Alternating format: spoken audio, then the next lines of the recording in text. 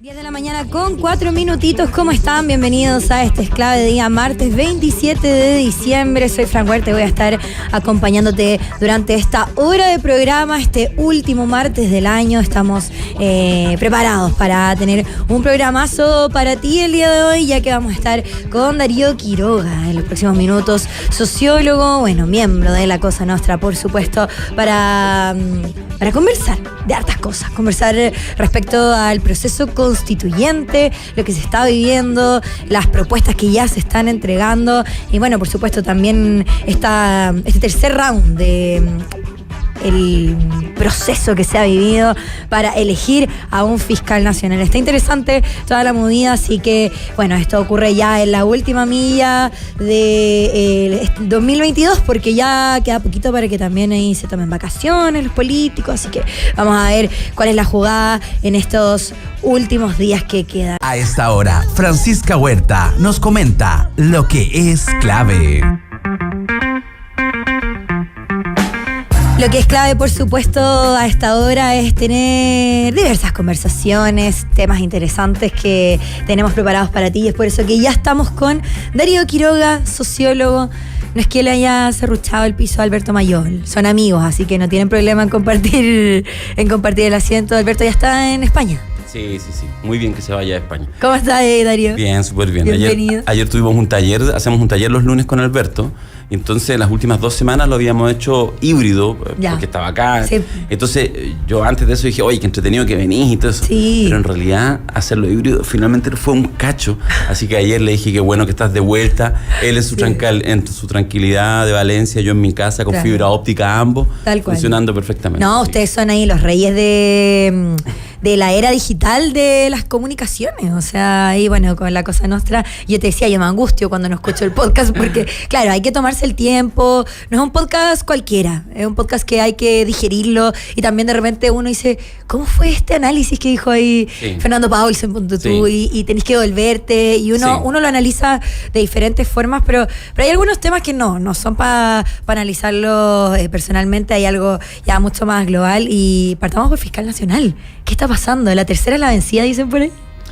Mira, es bien interesante lo del fiscal nacional. Yo no me voy a meter en los hechos porque no conozco la trastienda.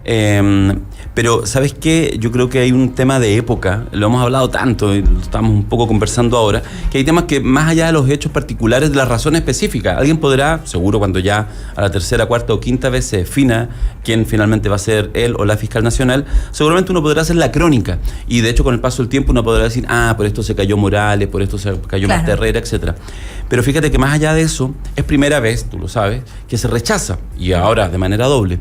Y yo creo que eso tiene que ver con esta frase que a veces está un poquito trillada, pero que es verdad, el tema de los tiempos líquidos que vivimos, donde el poder o la capacidad de articular el poder, o sea, es como el presidente entregó su propuesta, a partir de la quina, todos alineados. Eso es lo que pasaba antes. Eso ya hoy no pasa en ningún sentido. Esta fantasía que muchas veces tenemos, que el poder radica en algunos lugares, en algunas instituciones, que el poder está en la moneda. Depende, eso puede ser. Quizás cuando tú entras, de repente varios meses después, los presidentes ya no tienen poder. Le pasó a Piñera después del estallido social, le pasó antes a Bachelet después del caso Cabal, ya el poder estaba diluido. Y hoy estamos en la duda si Gabriel Boric tiene la capacidad de articular poder o no. Quizás después del plebiscito ya más bien, no quiero ridiculizar, pero en el fondo se diluye el poder y ya no lo ejerce. Eso hoy en día está a la orden del día en todas las instituciones, en la Corte Suprema como un poder del Estado, en el Congreso como otro poder del Estado y en la Presidencia como otro poder del Estado. Darío, y en ese momento, cuando todo se diluye, me imagino que también hay otros que están sobándose en las manos, porque si el poder está tan fluctuante, en algún minuto llega otro que no se lo espera, o que no llegó ahí por eso en específico, pero dice, si esto está tan movido, quizá en algún momento me llega a mí. Sí, pero ¿sabéis qué? Eso es medio narco, es medio de narcotraficante. Yo creo que la política, a ver, estoy haciendo solamente una comparación. Obvio. No digo que nuestros políticos sean unos narcotraficantes, lo que digo es que hay una lógica que es muy de lampa, que en el fondo es aprovechar la oportunidad. Mira, si tú lo pensáis, es lo que pasó un poco con el tema, por ejemplo, del plebiscito de salida. Entonces ahora unos ganaron, los del 62% ganaron, entonces ahora tenemos todo, entonces desconocemos cosas para atrás, pero en realidad dura poco. O sea, lo que yo quiero decir es que la lógica de hacer caer a quienes ejercen en determinado minuto el poder, de deslegitimar a través de la manera que sea, para poder subir, para ganar la siguiente elección, no va a cambiar el foco. Por eso es que de alguna manera yo creo que hay que ir construyendo, no a nivel de la política, a nivel de la sociedad, nuevos pactos sociales, mayores capacidades de generar elementos de convivencia que nos permitan tener diferencias, pero avanzar en algunos objetivos comunes.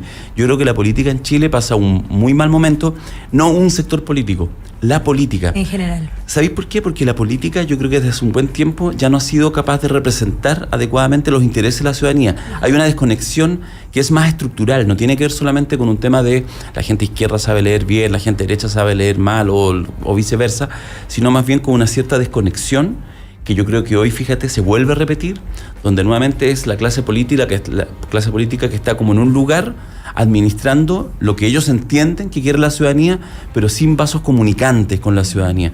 De hecho, yendo al tema, por ejemplo, del acuerdo que se está discutiendo en el Congreso, la lógica de la designación de expertos es, no sé, devolverse varias décadas en los avances democráticos, es decir, vamos a generar una nueva constitución, como resulta que tanta participación parece que no resultó, entonces hacemos ahora completamente lo contrario, ahora expertos designados. Yo creo que ahí hay una desconexión que, insisto, se vuelve a repetir. Entendíamos que después del estallido social algo había cambiado, pero como que yo creo que la sociedad chilena avanza todavía gateando y le falta para generar esa madurez para que la política sirva para lo que está hecha la política, que es administrar las diferencias de la ciudadanía y la capacidad de avanzar en lo público. Sí, al parecer, bueno, tú lo mencionaste hartas veces, pero al parecer el punto que une todo eso es la desconexión por parte de la política, y eso mismo te iba a preguntar, porque ustedes ya lo han conversado un montón, desde el mismo podcast de La Cosa Nostra partieron también con todo el tema del estallido social, analizándolo desde lo más puro, pero ¿en qué momento estamos actualmente como sociedad? ¿En qué momento estamos como chilenos, más allá de ese vínculo, de esa desconexión con los políticos? ¿En qué momento globalmente, si es que tuviéramos que separarlo con un hito como lo fue en ese momento del estallido social, esperando que no existiera algo así? Mira, voy a decir una frase nuevamente: lugares comunes entre comillas, para quienes quizás siguen el tema, pero de hecho en La Cosa Nostra muchas veces hemos citado a este filósofo italiano Gramsci, porque Gramsci hay una cosa que sigue siendo muy útil para explicar los tiempos. Dice, en aquel momento en que las sociedades, lo viejo no termina de morir y lo nuevo no termina de nacer, es el momento en que se provocan, dice él, la traducción es, los sucesos más morbosos, los fenómenos más morbosos, es decir, lo monstruoso, aquello inexplicable. Yo tengo la sensación que hay algo de eso, es decir, vivimos en los últimos, si tú analizas los últimos 10 años, la caída brutal de las instituciones. Ojo, cayó la Iglesia Católica, sí. Cayó Carabineros con el Paco Gate, pero igual vinculado a la política. Los milicos con el Milico Gate, sí. El Parlamento con niveles de aprobación bajísima, la Presidencia de la República cuestionada, o sea, toda la institución, el gran empresariado con las colusiones, o sea, tú miras instituciones, 10 años de caída así vertiginosa. El estallido social fue un momento intenso, fue un terremoto 8.8, pero en realidad ya venía el enjambre sísmico. Sí, y afuera también la realeza, la monarquía. Todo eso. Y entonces, ¿qué cambia? Mira, fíjate, por ejemplo, yo no soy católico, pero cuando tú miráis la caída de la Iglesia Católica, también es un problema socialmente, porque entonces, ¿quién construye lo ético, la moralidad? ¿Dónde se construye? ¿En qué instituciones? Bueno, eso, estamos hablando de fenómenos grandes, globales, en Chile también, no terminan de cuajar. Tuvimos una convención constituyente que fue una amplitud nunca antes vista. Gente, no solamente abogados y médicos, como estábamos acostumbrados, sino gente común y corriente. Todo cabía ahí. Todo cabía ahí. Todo cualquier opinión, todo. Se vivió un año esa experiencia y habrá que mirarla más adelante. Yo creo que hay que mirarla con más perspectiva. Pero, ok, entonces fracasó. O al menos esa fue supuestamente la elección del 4 de septiembre. Entonces, ahora, ¿qué volvemos? pero a una cosa así súper antigua, así como 100 años atrás, expertos. Pero expertos que los vamos a elegir. No, designados, cuoteados por partidos políticos. Entonces, que la gente no opine. Claro, entonces entre esos dos mundos, o sea, lo de los expertos va a fracasar igual, te lo he adelantado. Capaz que se apruebe el acuerdo, yo creo que no debiera aprobarse porque creo que va a ser un fracaso. Bueno, pero lo que digo es, estas dos formas, tendremos solamente esto, solamente así como participación al chancho, fracaso, solamente expertos, fracaso. No habrá que empezar a buscar nuevas formas de poder construir formas de la administración democrática, y yo siento que en eso estamos todavía súper en pañales y estamos muy a tientas, muy a ciegas, porque creo que además para que cualquiera de estas cosas funcione, Fran, es clave la confianza. Y lo que nosotros vemos cuando tú sales de acá de la radio y vas caminando, si de repente ves a alguien extraño, lo que hay es desconfianza, porque finalmente nos movemos en la ciudad con mucho temor, por múltiples fenómenos. Bueno, eso obviamente no es un buen escenario para poder construir confianza que después tienen que ratificarse a nivel político. Yo creo que estamos en un problema muy complejo.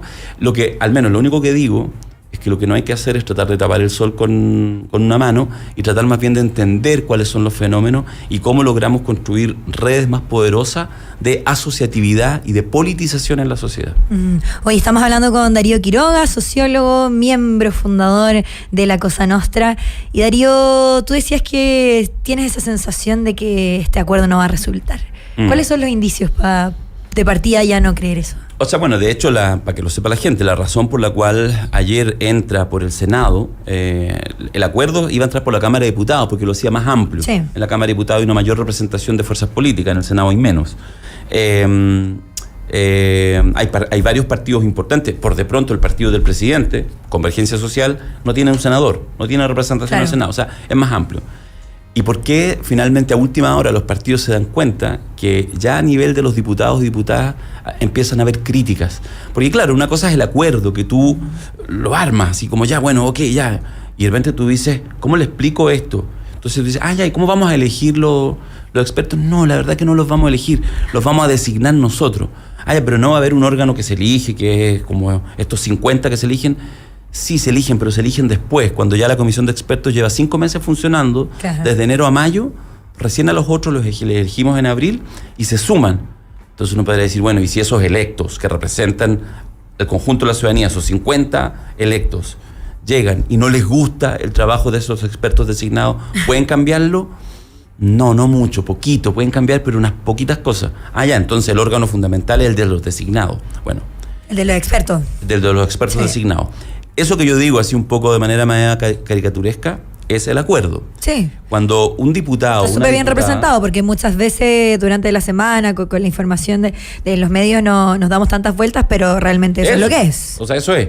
Ahora, yo encuentro súper respetable que alguien diga, oye, pero fantástico, macanudo, que sean designados unos súper expertos. Bueno. Es que el tema es que, ¿expertos en qué? Claro, bueno, justamente. Entonces, pero eso hay que explicitarlo. Pero o sea, uno se pregunta, después de todo lo que ha pasado en los últimos años, mirándolo incluso con distancia, no romantizando nada, ¿de verdad Chile quiere hacer una constitución para cambiar esta, escrita en la práctica, lo otro es chamullo, por 24 hombres y mujeres designados por los partidos políticos, por el actual Senado y Cámara de Diputados?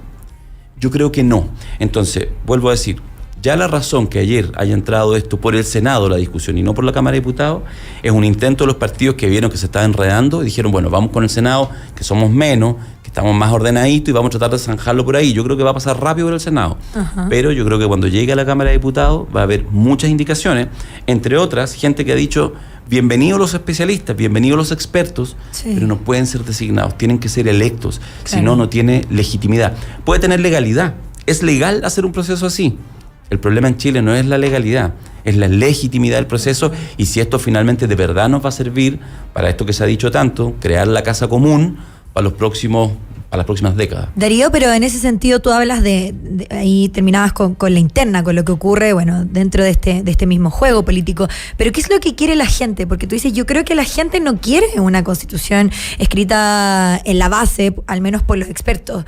Pero ahí hay un tema bien interesante que quizás lo vamos a ir descubriendo, quizás podemos ver solo lo que está arriba flotando, de qué es lo que se rechazó.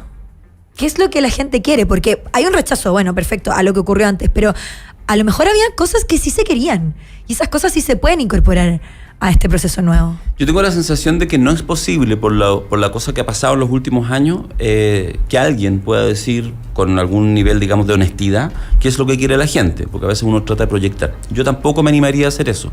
Si tuviéramos tiempo, podríamos haber puesto una especificación ahí en el voto, rechazo por esto, rechazo claro, tal. Y como eso no se hizo, porque mira, fíjate, de hecho, justamente, fíjate que lo único que tenemos a la mano son los 2 plebiscitos que hubo, el de entrada, voto voluntario, y el de salida. El de voto, entonces, seguimos discutiendo una nueva constitución, porque todo el sistema político dijo, fue claro, la gente lo dijo hace 2 años y medio atrás, queremos una nueva constitución. Pero la gente en ese mismo plebiscito dijo, no con expertos, no mixta, sí. 100% electa. Claro, hay un antecedente. Entonces ahora estamos solamente tomando una parte de la pregunta y no la otra.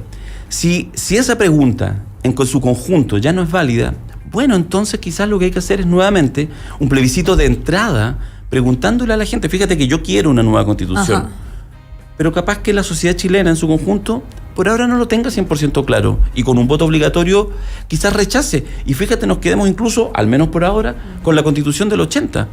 Yo estoy disponible, yo que soy muy contrario a esa mirada política, yo estoy disponible, me parece más honesto.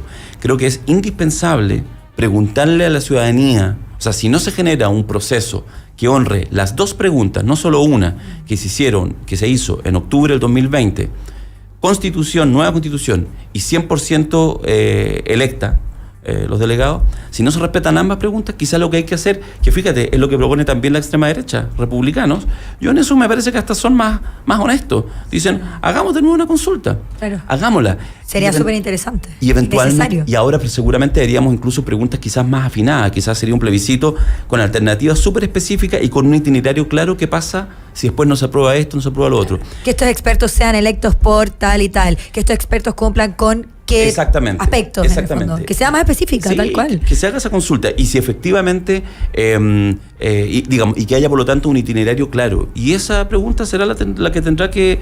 Porque algunos dicen, ¿cómo vamos a hacer un plebiscito de entrada? Esto se va a demorar más. Oye, si es una constitución.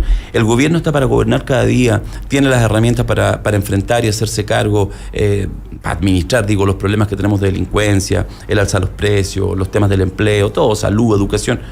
Sí, por supuesto que tiene unos límites, pero si queremos abrir la perspectiva de una nueva constitución democrática de este nuevo tiempo, tiene que ser bien hecho. Y me parece que hoy en día... Eso necesita tiempo. Sí, no están las condiciones, me parece a mí, humildemente, que nadie podría arrogarse lo que hoy en día quiere la ciudadanía. Porque en el fondo la pregunta es, ¿dónde tú pones el acento?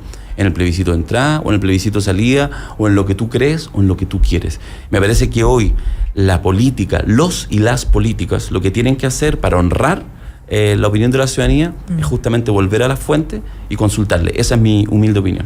No, buenísima tu opinión. Yo creo que también nos estamos basando muchos en las opiniones, en las percepciones que tuvimos durante todo este proceso, porque claro, la crítica también iba directamente a esa libertad de la que hablábamos, a que todos entraban, donde todas y todos podían opinar lo que quisieran, y eso también requirió en algún minuto acotarlo a los tiempos necesarios. Hay otro punto también que ya aprendimos, eso sí de seguro, que aprendimos que haciéndola a la rápida no funcionaba, tonta y loca, pero esa percepción quizás quedó, probablemente, no lo sabemos, o quizá ha ido cambiando, y eso también sería interesante para lo que va a continuar en este proceso, tomémonos el tiempo o no que se requiera. Pero hay cosas que ya están pasando, y yo sé que no nos queda tiempo, pero tengo que preguntártelo. Darío Quiroga, sociólogo, estamos con él aquí, porque ya hay ciertos juegos dentro del poder, ustedes que hablan tanto de esos movimientos del poder, y ayer el expresidente Sebastián Piñera entregó una carta, entregó una nómina, entregó sus elegidos para lo que serían los consejeros, porque estábamos hablando de los expertos, que es un temazo, pero también van a haber consejeros. ¿Quién vendría siendo Sebastián Piñera en El Padrino en este aspecto? Buena pregunta. Yo diría que lo que hay en El Padrino, en la historia del Padrino, ¿cierto? Lo que hay son 5 familias que viven en paz, donde está Don Vito Corleone, están los Tataglia, están los Barcini, etc.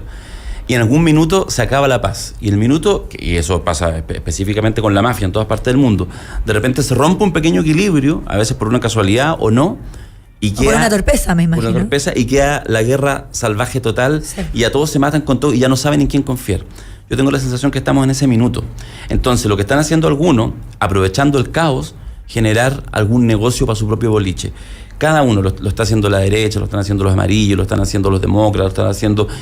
Todos están tratando de... ¿Cuál es la ganancia? Porque los partidos políticos y los liderazgos políticos, incluyendo el del expresidente Piñera, necesitan aquello para sobrevivir. Ahora, el tema es que lo están construyendo, es un poco la opinión base. Todo esto que están haciendo, ya pongo mi nómina, capaz que les resulte. Capaz que hay un partido político que al final se lleva gran parte de la torta y define los mejores expertos y pasan piola y dice, callado, mira compadre, al final, después de 2 años que estábamos pésimos, ahora estamos nosotros escribiendo la Constitución. Todo eso, Fran, puede pasar. La pregunta es, ¿qué estamos esperando? Que en 1, 2, 3 años más todo eso se caiga como un castillo de naipes construido sobre la base de nada. Entonces, creo que la nómina que presenta el presidente Piñera, el expresidente Piñera, lo que intenta hacer es, en el caso de él, volver a reflotar su liderazgo político.